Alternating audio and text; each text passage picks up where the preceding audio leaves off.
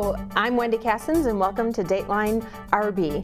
On this episode, we're going to focus on Bulldog Pride, and we are honored to have Mrs. Kylie Lindquist with us to talk about it. Hi, thanks for having me. So if you could first give us an idea of what is Bulldog Pride? So Bulldog Pride is kind of a concept that one of the other assistant principals in the building, Mr. Dave Mannon, brought with him when he came to RB. We both, our first year at RB, both of us was 2 years ago. Right, so now we're in our third. Yeah, we're in our third year. That's awesome. So when Mr. Mannon came to RB, he brought with him this concept of Bulldog Pride. And essentially what he was looking to convey was students being proud of their school, proud of who they are as students, as athletes, as members of the RB community. And he saw it sort of as a charge to uphold high standards and to carry yourself in a certain way that allows the community that we live in here in RB and the community that we go to school in to be proud of who we are as students. One of the things that he did in his first year was to bring in the Bulldog Pride T-shirts. Right, so they were kind of everywhere then. They are, yes, and they still are everywhere. You can still get one, folks, for $5 yes, you in can. The principal's office. In the main office, yes, we still sell the T-shirts for $5. And it's fun on Fridays to walk around the halls and you see a lot of kids wearing their Bulldog Pride T-shirts. So that's a fun initiative that he brought with him that he's continuing to carry now going into our third year here. And so you mentioned students and trying to get students to be proud of their school and their community. Is it only students who recognize Bulldog Pride, or is it a community building-wide initiative? It's a building-wide initiative. Okay. You'll see just as many teachers wearing their Bulldog Pride T-shirts on Fridays as you will students. And I think that one of the things that struck me the most coming to RB, having worked in education for 13 years before I got here, was how proud of this building every single person in the building is, from teachers to administrative assistants to administrators to students to the community that comes in to use the facilities, or the community that just lives in the community and may not even have students that go to school here. People are proud that RB is their school, and so for me, that's one of the most striking things about this building is that there is a lot of genuine excitement about being a part of this community. So it goes from the students all the way through the adults in the building. So how would an incoming freshman show their Bulldog Pride? Like, what would be some of the ways you would suggest a student who's going to enter on August 15th?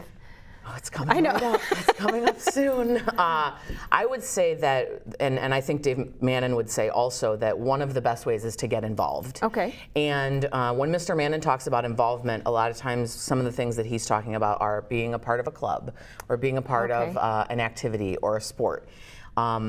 Being his sort of counterpart and focusing my efforts mostly on the classroom. When I say be involved, I mean wholly involved. Be involved. So not just in the extracurricular, also be involved in your like day-to-day class to class. When you are in your English class, be present in your English class and involved in your English class. Not just sitting and kind of letting what other people say wash over you, but being an active participant. And so for me, involvement is the key to having Bulldog Pride.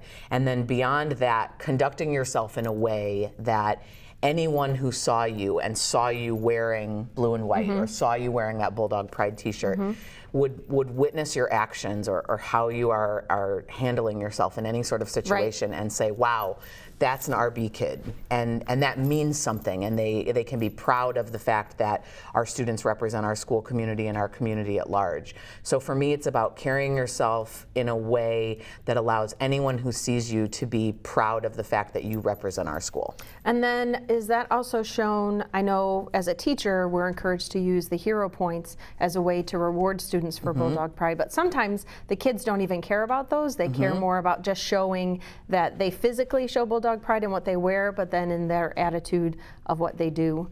And I think that's what will be nice about the third year of it, you know, like as more kids understand what Bulldog Pride is, that it's not just a T-shirt, it's more than that, then it can take off even more. And for me, it's critical. The first 2 years, we really have focused on involvement and showing up and being at football games and being at basketball games and supporting the community. For me, it's critical going into this third year of this sort of Bulldog Pride initiative, if you will, to extend that to the classroom. That's critical for me because there are so many amazing teachers in this building, amazing support staff, people who dedicate their entire lives to educating children. And we have such amazing academic opportunities for kids that for me it's about being proud of who you are academically, being proud of the fact that when your teacher asks a question, you know the answer, and you raise your hand and you want to be a part of the conversation and a part of the dialogue.